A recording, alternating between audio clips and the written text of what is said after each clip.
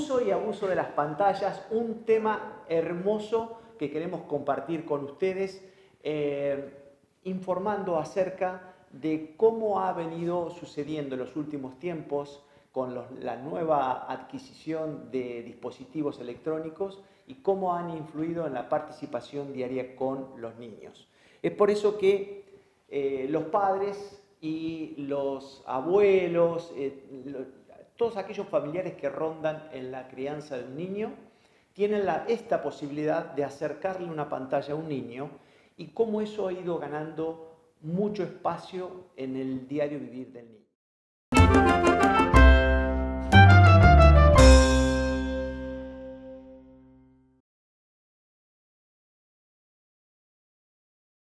¿Qué sucede? ¿Cuáles son la problemática que se presenta allí?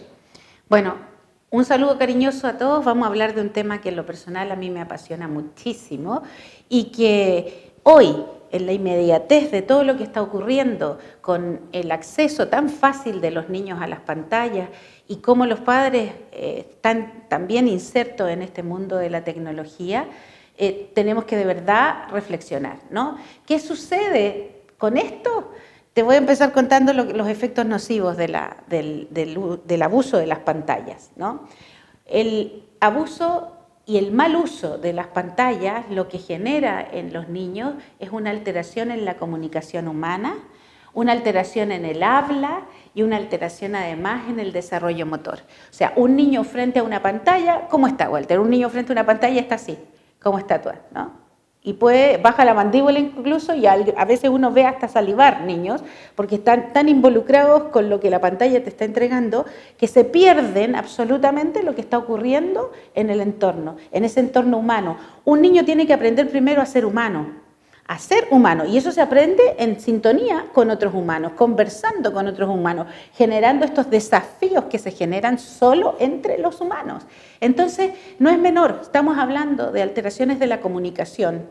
Aquí tenemos un montón de niños que están dentro de los trastornos del espectro autista cuyo énfasis y el desafío está en la comunicación. Entonces, afecta mucho a esos niños, empiezan a hablar como habla el mono animado, ¿no? Empiezan a reaccionar como un monito más de la pantalla y no como humano. Repiten cosas que están fuera de contexto.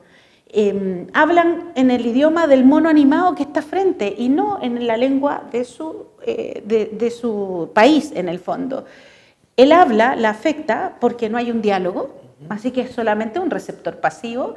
Y lo que está recontra comprobado es que afecta el desarrollo motor, porque está en un sedentarismo. Al estar en un sedentarismo, también comen frente a la pantalla y empieza todo lo que es uno de los grandes componentes de la obesidad infantil, está por el sedentarismo que generan las pantallas.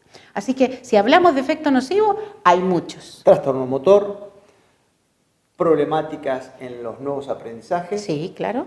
Problemática en la comunicación. La comunicación y el lenguaje. ¿Y qué pasa cuando lo trasladamos hacia la noche? ¿Esas pantallas cómo funcionan?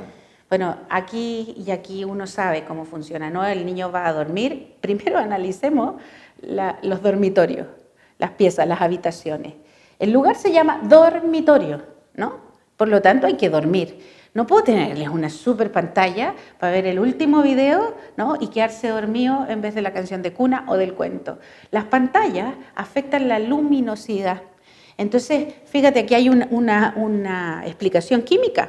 Nosotros, cuando empieza a bajar el sol, el cerebro se entera que viene el descanso.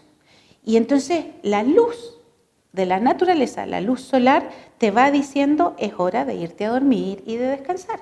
¿Qué pasa si yo pongo pantallas? Se te confunde todo. Se te confunde la fábrica de melatonina, ¿no? Que es una hormona que se genera solo en la oscuridad de la noche y que es la que te induce el sueño. Entonces, si tú alteras la producción de melatonina, no te va a dar sueño. Así es que la higiene del sueño tiene directa relación con el manejo de la pantalla en la hora de dormir. ¿Para qué decir las típicas trastornos de sueño, como por ejemplo las pesadillas, que quedan también al ver imágenes que me generan alguna dinámica distorsionada, ¿no? Entonces, hay algo muy lindo que que yo lo digo así, pero lo aprendí de un neurólogo que generó en mí esta conciencia, que es el doctor Yuri Dragnik, a quien le mando un saludo cariñoso por ahí, porque no sabe el impacto que tuvo en mi formación docente y en muchos otros docentes el escucharlo y conocer esto, ¿no? Él decía, de una forma distinta, yo lo digo así, todos, más bien el cerebro para un buen anochecer necesita al menos 2 horas sin pantallas como atardecer. 2 horas. Piensa, como adultos estamos, ¿cierto? Casi muertos. Pero los niños dependen de nuestro actuar. Por lo tanto, manejar una buena higiene del sueño, así se habla, ¿no? Una buena higiene del sueño está en manos de los adultos referentes, los padres, los abuelos, los cuidadores y como quieras tú llamarlo. Pero hay que apagar las pantallas 2 horas antes de ir a dormir. Eso es en general. En general, de acuerdo.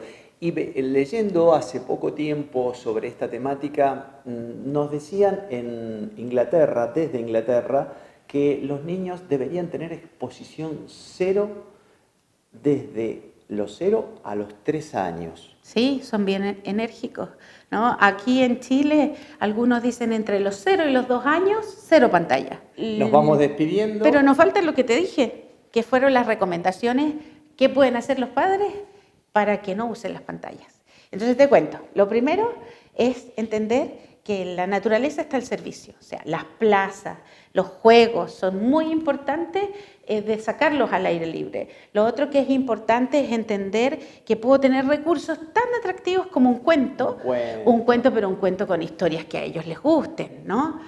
Una cosa maravillosa es llevar en tus bolsitos papeles o estas croqueras, ¿no? Unos bloques de papel y lápices para que puedan sentarse a dibujar. A los niños les encanta. No es algo que tengas que tener con mucho espacio.